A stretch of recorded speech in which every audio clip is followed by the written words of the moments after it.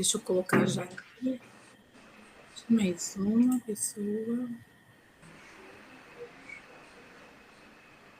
Pronto? Deu? Pronto. Então, tá. Uhum. Bom, boa noite, pessoal. Eu sou a Leia, terapeuta ocupacional. E primeiro eu gostaria de agradecer o convite da doutora Márcia. Ela fez esse convite para que eu pudesse divulgar um pouco do trabalho da terapia ocupacional na unidade da UTI neonatal, que é um trabalho que a gente desenvolve já na Santa Casa. E aí eu vou explicar um pouquinho como funciona, qual que é o objetivo. E aí a gente vai fazendo um bate-papo aqui, que se vocês interagirem vai ser bem legal também. Pode passar, Márcia, por favor.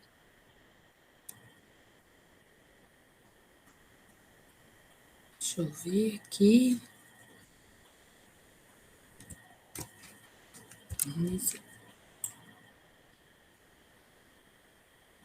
Isso. Bom, a terapia ocupacional, eu não sei se todos que estão assistindo são terapeutas ocupacionais, mas a terapia ocupacional, ela trabalha com a função, né? O que a gente mais quer é que o paciente, ele adquira a independência funcional, que ele seja independente nas suas atividades do dia a dia, no seu cotidiano. Então, o que que é função para uma criança? Para uma criança, a função é o brincar, é se desenvolver através do brincar. Para um adulto, a função é trabalhar, é ter uma vida social, é conseguir ser independente nas suas atividades cotidianas. Só que para isso acontecer, eu preciso trabalhar desde o nascimento com os fatores que me ajudam a ter essa função. Então, de repente, uma apreensão, para eu conseguir escovar um dente sozinho, pentear um cabelo, eu preciso preparar essa mãozinha para uma apreensão correta, para uma coordenação motora grossa, para uma coordenação motora fina, a escrita, que também é uma função fundamental para o ser humano. Então, para que isso aconteça no futuro, eu preciso lá atrás trabalhar com os aspectos motores, sensoriais, cognitivos. Então, são aspectos, são objetivos que o terapeuta ocupacional vai trabalhar desde o nascimento do bebê. E para isso, eu preciso avaliar o desempenho ocupacional. O que, que é importante naquela fase do desenvolvimento? O que, que é importante para o ser humano na fase em que ele se encontra? Então, para uma criança é importante segurar um chocalho, para uma criança é importante brincar, sentar sozinho, ter um controle cervical, né? Para um adulto, um adulto que sofreu um acidente, um acidente vascular encefálico, e ele vem com a queixa para o terapeuta ocupacional que para ele é importante pentear o cabelo sozinho, ou fazer a sua higiene pessoal sozinho, com maior independência. Então, a gente vai trabalhar todo esse desempenho, esses componentes de desempenho para conseguir essa função específica, que é aquilo que ele precisa naquele momento. E o contexto do desempenho, em que contexto esse meu paciente se encontra neste momento? Né? Então, hoje a gente vai falar de um paciente de UTI neonatal, um paciente que acabou de nascer, que ainda não teve uma alta hospitalar, que ele está num ambiente novo, porém não tão aconchegante, né? Um ambiente que tem muito ruído, que tem muito toque, nem sempre acolhedor, às vezes é um toque muito dolorido, às vezes é uma luz que ele não está esperando, é um bebê que acabou de sair ali do ventre materno e está com uma experiência que não são experiências confortantes, né? Então, pode passar, Márcia, mais para frente. Então, o terapeuta ocupacional, ele vai fazer com que vai fazer o possível nesse contexto desse bebê para que ele tenha um desenvolvimento e um desenvolvimento saudável, um desenvolvimento que ele consiga, que a gente possa fazer com que ele receba esses estímulos e não apresente tantas limitações funcionais. Né, por não ser um ambiente tão aconchegante, às vezes, ele pode não apresentar ele pode apresentar algumas limitações funcionais. Então, a terapia ocupacional ela vai estimular desde o nascimento esses aspectos sensoriais, motores e cognitivos porque isso intraútero, o bebê já experimenta também. Ele tem essa experiência sensorial do ambiente que ele está no útero materno, crescendo, um ambiente que ele vai ficar menor, mas é um ambiente que é acolhedor, que tem uma determinada temperatura, e no nascimento ele vivencia uma situação completamente diferente, né? Para ele tudo é novo. E aí aqui eu coloquei assim, toda anel tinha que ter uma TO. Por que que eu coloquei isso? Porque nem sempre tem. Aliás, assim, é raro ter, né? Infelizmente. Por quê? Porque não é obrigatório, mas a gente precisa mostrar, e a gente tem mostrado que é muito importante o terapeuta ocupacional compondo essa equipe. É muito importante o papel que ele faz junto com os outros membros da equipe.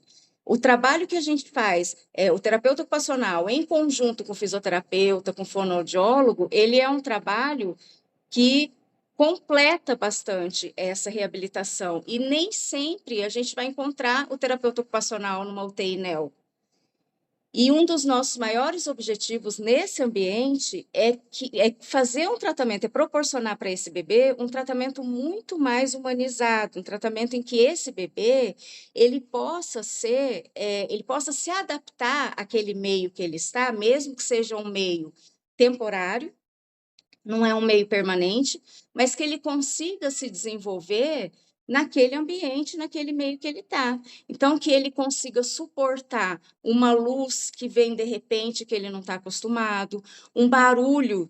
E se a gente parar para prestar atenção, quando eu vou para a UTI NEO, eu às vezes presto atenção assim na rotina, que é tanta correria, é tanto procedimento, é tanta coisa acontecendo, ministrando medicação, banho. Então, é tanta coisa acontecendo, é tanta gente que, às vezes, a própria equipe não percebe tudo que está acontecendo ali dentro, pela rotina mesmo, pela rotina ser bastante corrida.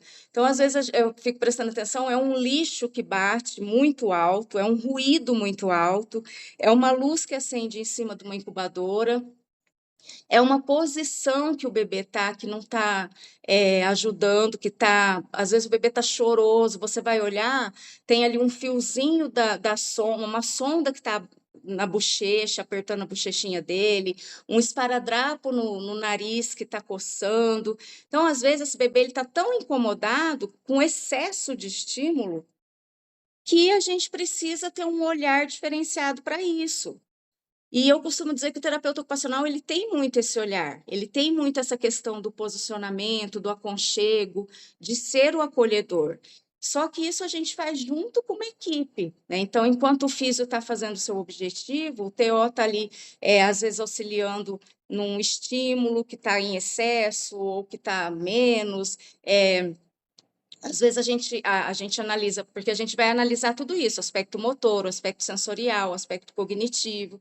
Então, às vezes, eu passo muita orientação para as técnicas de enfermagem, né? Olha, vamos posicionar de uma forma diferente. Às vezes é um bebezinho que nasceu todo mal formado, né? E aí tem lá um mielinho, tem uma perninha que está toda mal posicionada, e às vezes elas posicionam de uma forma para facilitar o trabalho delas, mas que às vezes pode prejudicar o desenvolvimento desse bebê. Às vezes eu estou favorecendo um padrão que eu deveria estar ajudando a não ter, né? Porque um dos nossos maiores objetivos é prevenir as contraturas e deformidades. Né? Então, a gente pode fazer isso com alguns recursos. O terapeuta ocupacional faz isso com o uso das hortas e adaptações para prevenir contraturas e deformidades. E, às vezes, um posicionamento que um técnico de enfermagem faz, ele não está pensando que pode estar prejudicando, né? Então, uma orientação que a gente faça de um simples posicionamento, a gente pode ter um ganho muito grande com esse bebezinho que está ali naquele ambiente. Pode passar. Aqui eu quis trazer para vocês, porque assim, o que acontece? Não existem muitos artigos no Brasil falando da importância do terapeuta ocupacional na UTI neonatal.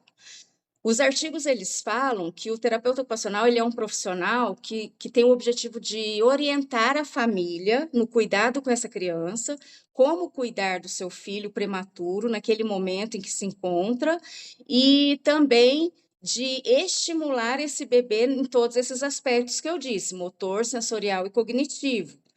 O nosso maior objetivo realmente é prevenir contraturas e deformidades, é estimular esse bebezinho prematuro em cima do desenvolvimento normal, para que ele tenha esse desenvolvimento e adquira suas funções adequadas. Então, eu tenho que saber, eu tenho que fazer a idade corrigida desse meu bebê prematuro, mas eu tenho que saber com que idade ele deveria estar segurando cervical, sentando sem apoio, segurando um objeto, qual é a idade que esse reflexo vai deixar de ser um reflexo para ser uma movimentação voluntária. Então, tudo isso é avaliado nessa fase em que o bebê se encontra ali já na UTI neonatal e já proporcionando esse estímulo para que ele possa desenvolver o mais próximo do normal, o desenvolvimento próximo do normal, sem atrasos.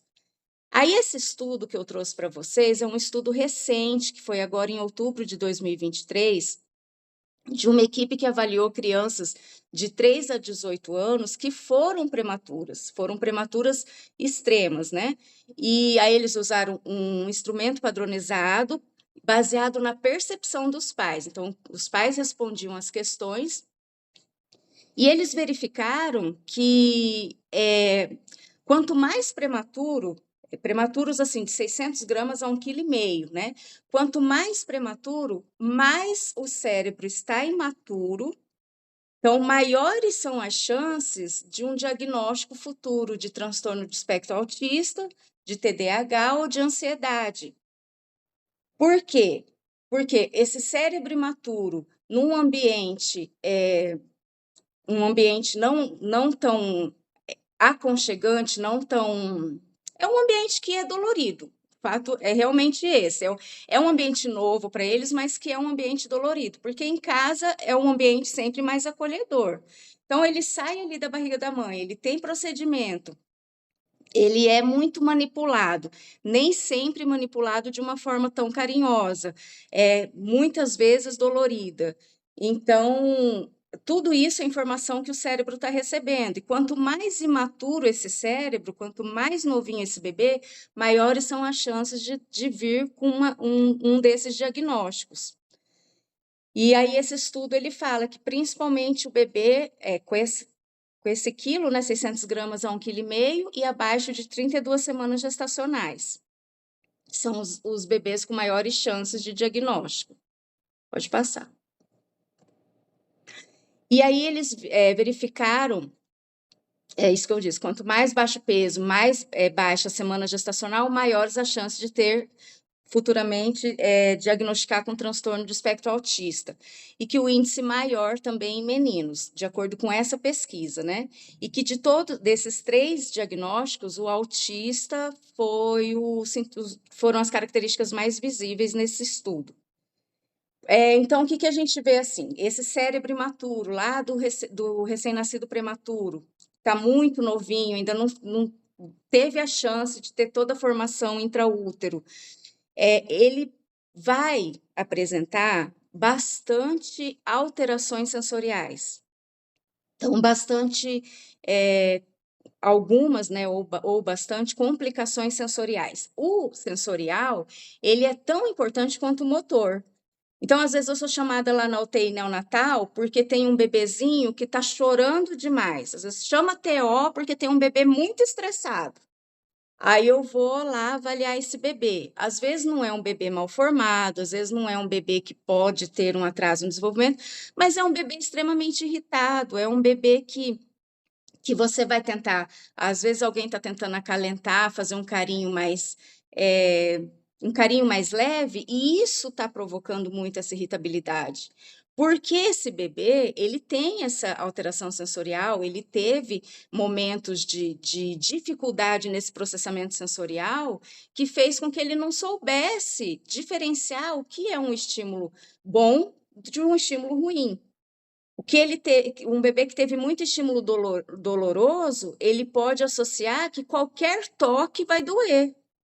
Então, ele não vai aceitar uma manipulação para um banho, ele não vai aceitar uma troca de fralda, ele vai ter bastante dificuldade, porque o sensorial dele está bastante desorganizado.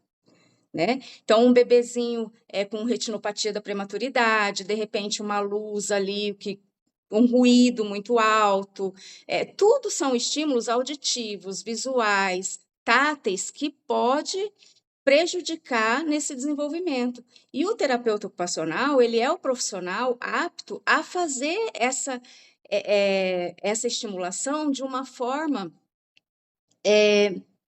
mensurando, né? Mensurando o hipo para o hiper. O que aquele meu bebezinho está precisando naquele momento.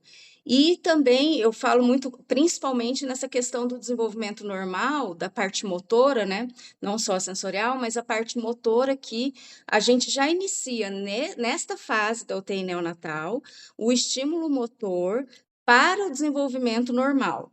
Então, mesmo com essa prematuridade do bebezinho conseguir um fortalecimento cervical, conseguir uma movimentação ativa mais coordenada, para a gente conseguir isso, a gente faz muito o sensorial. Então, por isso que eu falo que é importante o terapeuta ocupacional na equipe, junto com os outros profissionais, fazendo um trabalho em conjunto. Todos nós da equipe multi, a gente vai trabalhar com esse objetivo, que é o objetivo do desenvolvimento normal, para que esse bebezinho ele possa ser uma criança, um adolescente, um adulto mais independente possível. Pode passar. Alguém levantou a mão? Você passou? Janaína? Não, eu só queria saber se alguém tinha levantado a mão para comentar alguma coisa. Não? Então tá. Então, a estimulação precoce, ela vai favorecer o desenvolvimento em todos esses aspectos que eu disse. Quanto antes a gente estimular, quanto antes a gente trabalhar essa postura, principalmente, eu falo que um dos objetivos mais importantes que eu faço ali dentro da UTI realmente é a orientação para o técnico de enfermagem. Hoje eu tenho uma abertura muito legal com elas, porque às vezes elas até me pedem esse tipo de orientação. O que eu faço com esse bebezinho que tem um pé torto congênito? De que forma que eu posso posicionar? Às vezes um bebezinho com síndrome de Down, a fralda já favorece essa maior abdução de membro inferior, e aí elas posicionam com um rolinho no meio, que vai favorecer mais ainda. Então, eu falo que esse trabalho da orientação, ele é fundamental, porque elas não realmente, é uma rotina muito corrida para elas, né? Banho, medicação, mudança de decúbito. Então, elas ficam realmente assim, acaba que passa batido. E aí, quando é uma criança especial que precisa desse tipo de orientação, elas até agradecem. O que eu posso fazer por ele? O que a gente pode melhorar nesse posicionamento? Né? Às vezes eu oriento propriocepção mais intensa, né? O bebezinho lá que está estressado, que eu comentei que não gosta do toque leve, uma propriocepção que acalma. E aí a gente vai trabalhando em conjunto para a gente conseguir ter sucesso, tanto no tratamento do TO quanto dos outros profissionais também. Então, o nascimento prematuro, já foi comprovado que o nascimento prematuro ele vai interferir no cotidiano, independente de diagnósticos, né? A minha criança, futuramente, ela não precisa ter um diagnóstico, mas todos nós, se a gente for parar para analisar, todos nós temos uma alteração sensorial na nossa vida. E quanto mais a gente fica mais velho, mais a gente percebe essa alteração. Então, de repente, é um ambiente com barulho muito alto que eu não suporto, uma luz muito forte, uma luz que está piscando, está me incomodando muito. Isso tudo são alterações sensoriais e não significa que eu tenha um diagnóstico. Não significa que eu seja autista porque eu não gosto do barulho de uma pessoa balançando uma chave. Né? Então, todos nós, se a gente analisar, nós temos alterações sensoriais. Então, independente de diagnóstico, esse bebezinho que está lá com o cérebro imaturo, ele vai ter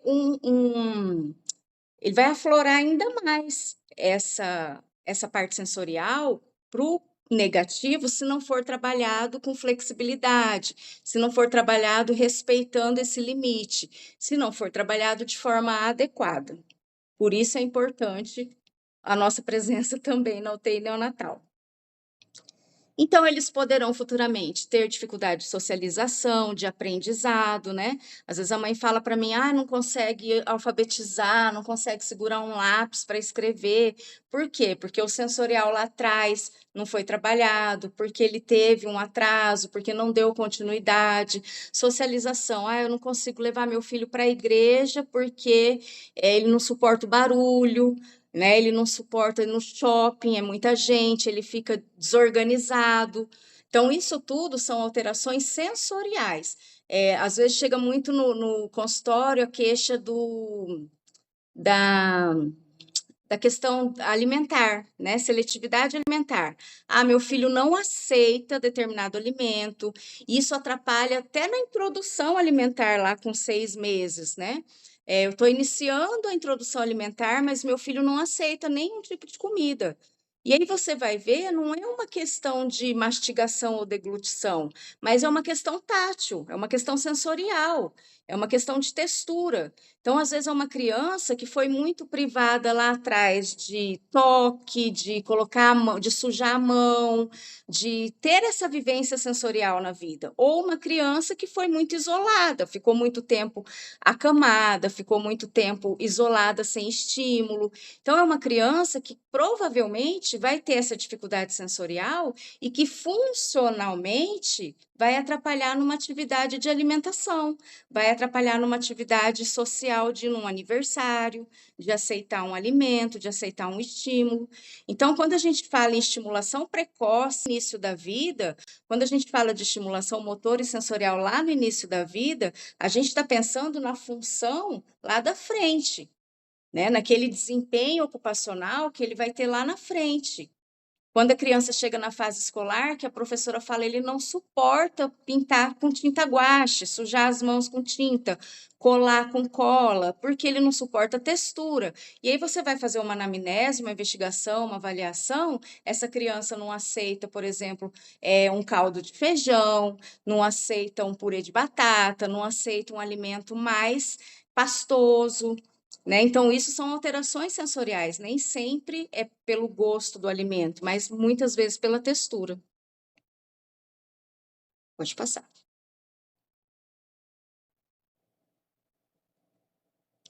Bom, aí um dos trabalhos que a gente realiza, que o terapeuta ocupacional vai realizar, aqui eu estou falando de órtese porque eu falei ali atrás sobre a questão de estímulo motor, né? Então, prevenção de contraturas e deformidades. As órteses, elas são dispositivos adaptáveis ao segmento do corpo. Serve para prevenir contraturas e deformidades. São diferentes de prótese, tá? Porque muita gente, às vezes, as pessoas confundem e falam, chama a TO para fazer uma prótese. Não. A prótese, ela é a substituição de um membro. A órtese, ela é um dispositivo para prevenir a contratura e a deformidade, né? Então, aqui eu mostro um pouquinho para vocês do trabalho da terapia ocupacional no hospital em relação às órteses. Pode passar, Márcio. Então, essas órteses que a gente faz, elas são de PVC, de cano de PVC. É um material duro, né, o PVC. E a gente faz para quê? Para criança que nasce com pé torto congênito, para criança com paralisia cerebral, para criança que teve alguma lesão cerebral, alguma questão neurológica em que a criança não consegue, não faz movimentação ativa, né? Permanece lá com as mãos fechadas, não é presença do reflexo, mas realmente é uma espasticidade, né? Uma alteração de tônus muscular. E aí a gente já entra nessa função, já nessa estimulação precoce, para prevenir limitações futuras. Então, essa é uma órtese de mão de um bebê, que é feita de PVC. Pode passar, Márcia, vou mostrar mais para frente. Mas pelo PVC ser bastante. Essa primeira aí é uma de pezinho que a gente faz lá na Santa Casa, para o bebê que a gente não vai trabalhar o ortostatismo no momento. Tá? Então, é uma órtese de PVC que vai por cima do pezinho, posiciona o pezinho em posição funcional de 90 graus e o bebezinho vai permanecer deitado. Tá? Então, a gente usa bastante no pé torto congênito, na inversão e na eversão. Essa na lateral é um rolinho, era isso que eu ia falar para vocês. Como a gente confecciona as hortes de PVC, que é um material mais rígido, né? Às vezes os bebês muito prematuros, os bebês bem petitinho, a gente não consegue usar o PVC, porque o PVC é difícil de manusear num tamanho muito reduzido. Então, eu faço muita adaptação lá na UTI Neo, o material que a gente tem lá, que é mais flexível. Então, essa segunda foto, por exemplo, é um rolinho feito de gaze mesmo, né? Fiz com a gaze, fiz com micropore, para uma mãozinha muito minúscula, que estava permanecendo mais fechada, com adução de polegar, e isso dificulta até a higienização das técnicas de enfermagem. E esse trabalho ele é estendido para orientar a mãe também no processo de alta hospitalar, para dar continuidade fazendo uso. E aí a gente vai orientar o tempo de uso, a colocação, a importância da higienização das mãos e a importância desse recurso já no início para a posição funcional de preensão palmar. Então, eu já estou pensando nessa preensão futura, nesse desenvolvimento futuro, com a intervenção precoce aqui nesta fase. Pode passar. Então, aqui também são os rolinhos, é para a mesma mãozinha. Olha a mão de lá, a mão esquerda, o tanto que está fechadinha, já com os dedos, já um entre o outro ali. É importante a adução de polegar, e aí a gente faz esse rolinho que é mais flexível, que é mais aconchegante, que não vou estressar o meu bebê se ele permanecer segurando esse rolo. Esse tipo de adaptação, por exemplo, eu oriento a técnica de enfermagem a retirar somente para o banho, porque ele não vai prejudicar em hipótese alguma o bebê, nem na hora do soninho, porque ele é macio, é gostoso, e ainda vai evitar a umidade da mão, porque a umidade da mão, se essa mão fechada dessa forma não for muito bem higienizada, muito bem seca, ela começa a abrir tipo frieirinha mesmo, né? Dá mau cheiro, começa a pelezinha escamar, ficar bem sensível por conta de umidade. Então, ajuda também nesse processo. Pode passar. Aqui são as hortes de PVC, uma criança maiorzinha, não é uma criança de UTI NEL, mas eu quis trazer para vocês tanto de membro superior quanto de membro inferior. Essas a gente orienta o uso menor, não é 24 horas de uso, porque limita completamente a função da criança. Ela é uma órtese de posicionamento, né? Então, no momento que a criança vai ser estimulada, ela precisa retirar a órtese para poder trabalhar esse estímulo de mão, sensorial e motor. Então, é uma órtese que a gente reduz o tempo de uso e orienta a família como colocar o tempo de uso e o objetivo dela. Pode passar. Aqui são os tapings, né, as bandagens que a gente usa também como um estímulo proprioceptivo. Então, nessa primeira foto, uma mãozinha também bastante fechada. E o taping, eu coloco nos bebês, eles podem permanecer, eu oriento que permaneçam até 3 dias, não mais que isso, porque é uma pelezinha bem sensível. E é um estímulo proprioceptivo, o cérebro entender que tem ali um estímulo e que esteja favorecendo esse posicionamento correto, né? Para a gente também, ele não substitui a órtese, tá? Eu posso usar tanto um quanto o outro, dependendo do grau de complexidade desse bebê. Mas os dois são bastante importantes e fazem um efeito bem legal. Essa segunda foto é um pé torto congênito, bem invertido, né? E aí a gente fez ainda não dava para colocar a órtese, porque era um pezinho bem realmente invertido, e a gente começou com esse estímulo do taping e manuseio, muito manuseio feito tanto pelo TO quanto pelo físio, e o posicionamento depois do manuseio mais próximo do 90 graus, né? Tanto orientando as técnicas a utilizar rolinho, utilizar outras coisas que podem favorecer esse posicionamento também de uma forma mais adequada. Deixa eu passar. Aqui também um taping, numa mãozinha Nel, né? Na UTI Nel, bem pequenininha. É uma mãozinha, não sei se dá para perceber aí, mas é uma mãozinha do tamanho do meu dedo indicador, praticamente. Então, é uma mãozinha que aqui para a gente fazer uma órtese é impossível mesmo. Ainda está com as articulações muito molinhas, né? O tônus ainda não está definido. Então, a gente pode fazer uma adaptação para a gente prevenir uma deformidade de um material mais tranquilo, que não vai estressar esse bebê. E nessa colocação do tape, nesse manuseio desse bebê, a gente percebe a nossa dosagem do estímulo, né? O que que eu estou fazendo o meu bebê desenvolver, o que que eu estou facilitando e o que que eu estou prejudicando nesse manuseio. Porque também tem isso, né? Por exemplo, o bebê que está em objetivo de ganho de peso, muito importante, é muito baixo peso. Esse eu faço menos estímulo, é toque mínimo. Eu vou orientar mais posicionamento do que estimulação, né? Até ele conseguir dar uma melhorada nesse estágio dele, para a gente poder estimular de uma forma melhor.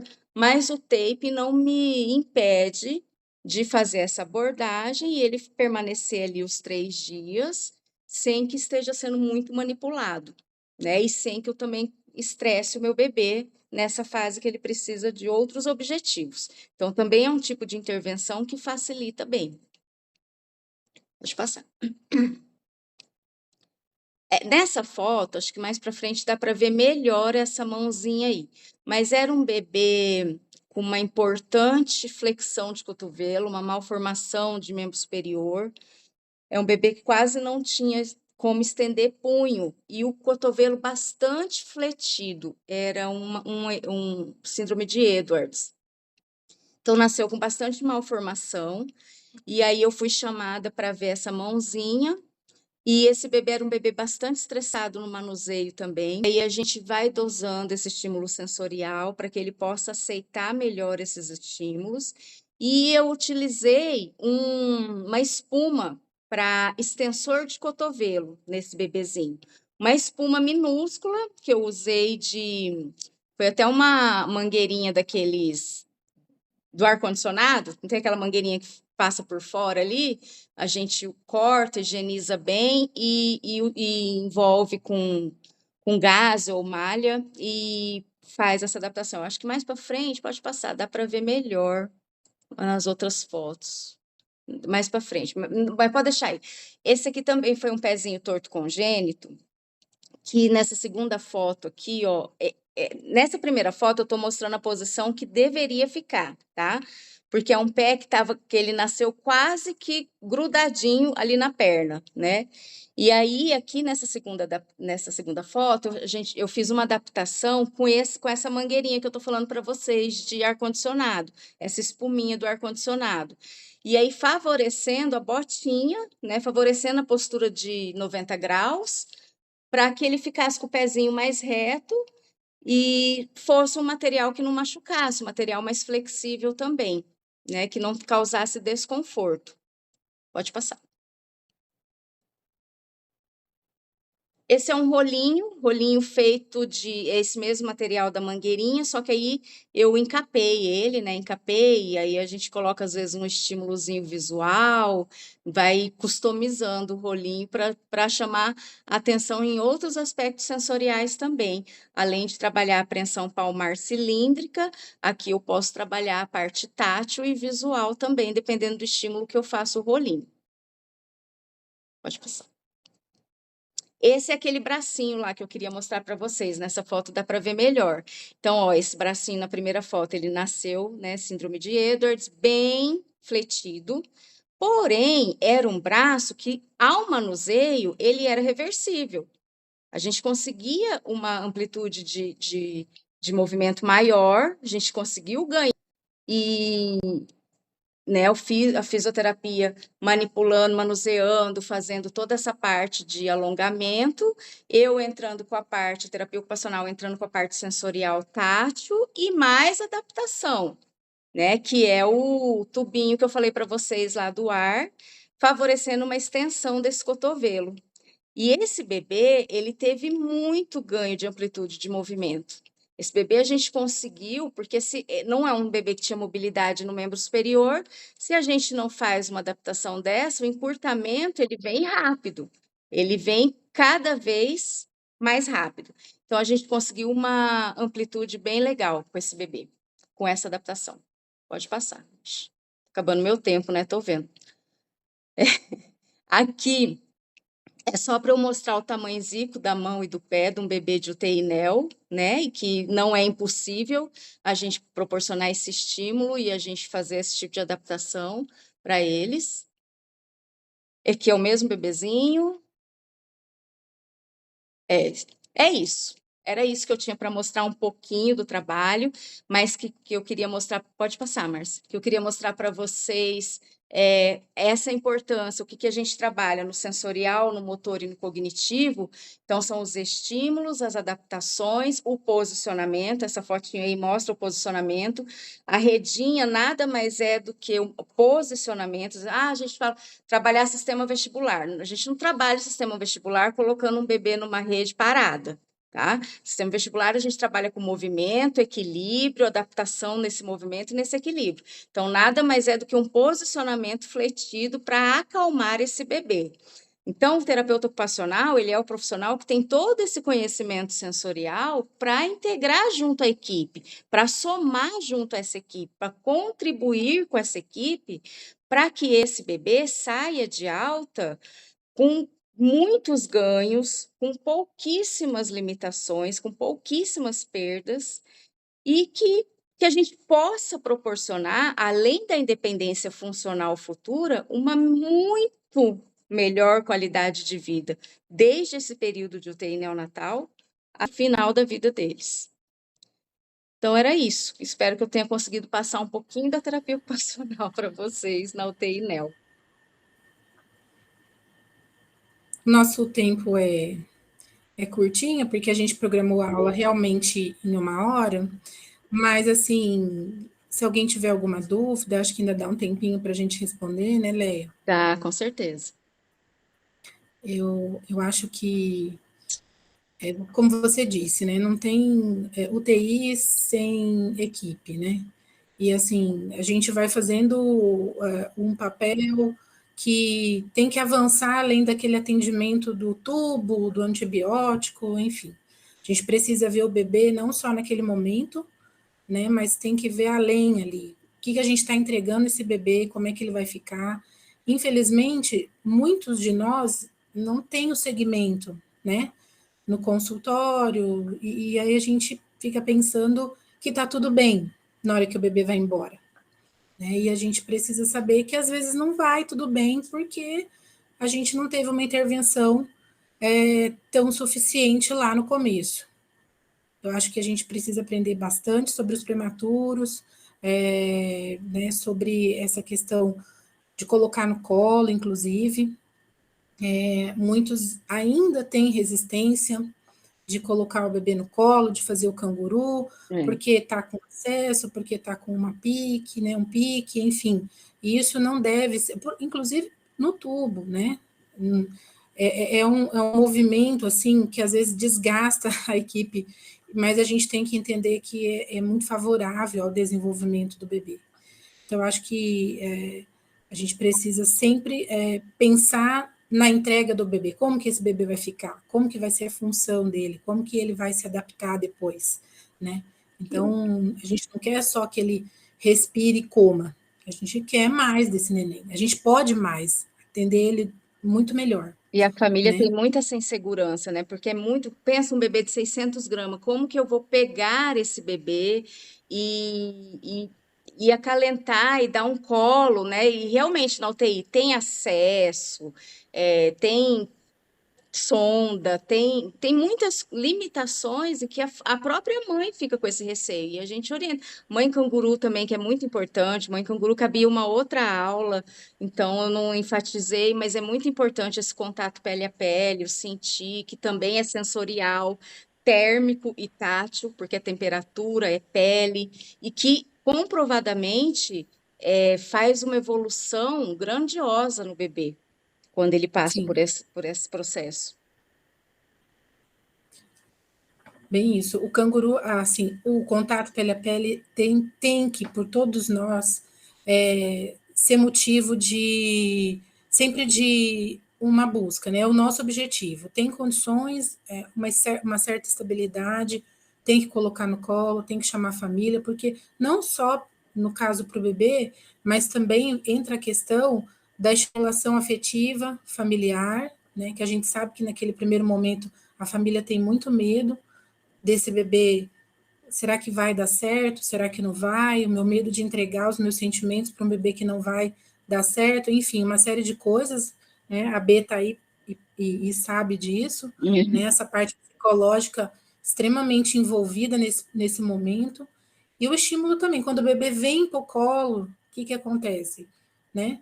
A mãe começa a produzir mais, começa a entender o papel dela dentro da internação, né? E todos nós também. Que aquele bebê ele fica muito na incubadora parecendo uma joia, né? Ali ninguém toca, ninguém pega, não pode mexer. Na hora que eu enrolei ele no coelhinho, ninguém mais pode mexer, ninguém pode, né, mudar aquilo que eu já arrumei. Não é isso, a gente precisa, né? E outra coisa que eu tenho percebido dentro da UTI é o posicionamento dos braços das crianças, eles têm ficado muito ajustado, né, não permitindo a movimentação. Isso também é uma coisa que a gente tem que se atentar e modificar. O famoso charutinho, né? Prejudica aquele bastante. charutinho em que os membros eles estão rente ao corpo, eles estão, né, paralelo ao corpo, e a gente sabe que a flexão é a postura do bebê, enfim. Então, são coisas que a gente tem que ir estudando e corrigindo e discutindo para que não aconteça mais, né? Para a gente melhorando essa visão do bebê dentro, não só dentro da UTI, como essa interação família e o que a gente vai entregar para essa família depois, né? Porque a gente quer um bebê funcional, um bebê saudável, que possa ir para a escola, que possa caminhar bem, que possa, né? Não só um bebê. E assim, a gente perde essa percepção porque a gente não acompanha depois esse bebê. Verdade. Mas por isso que precisa discutir para saber que as coisas vão acontecer se a gente não intervir. Sim. Alguém queria perguntar alguma coisa para a Leia? Eu sei que é muitas coisas, né, que a gente queria discutir, falar, contar, né? Não sei se alguém gostaria de contar alguma coisa, alguma experiência, né? Algum paciente que atendeu ou família, enfim. Alguém? Mas eu fiquei bem feliz que vocês participaram, a Leia aceitando o nosso convite. Acho muito importante a presença da equipe, sempre achei, sempre vou achar. E, e eu acho que outras reuniões vocês também podem se sentir convidadas, tá? A gente vai divulgando aí e aprendendo com todo mundo, né? Eu acho que é isso que vai fazendo as coisas melhorarem, independente de tudo que acontece em torno, né, nos hospitais. E eu queria agradecer muito a Leia, porque ela sempre é minha parceira, né, sempre está aí, ajudando, atendendo essas crianças, né, nos ajudando, porque tem hora que o bicho pega. Eu que agradeço. A A gente, doutora Márcia também é uma médica que tem um olhar diferenciado, né? Eu sempre falo, ela tem um tratamento humanizado, ela valoriza muito a equipe multi, e essas oportunidades, assim, sempre vêm dela.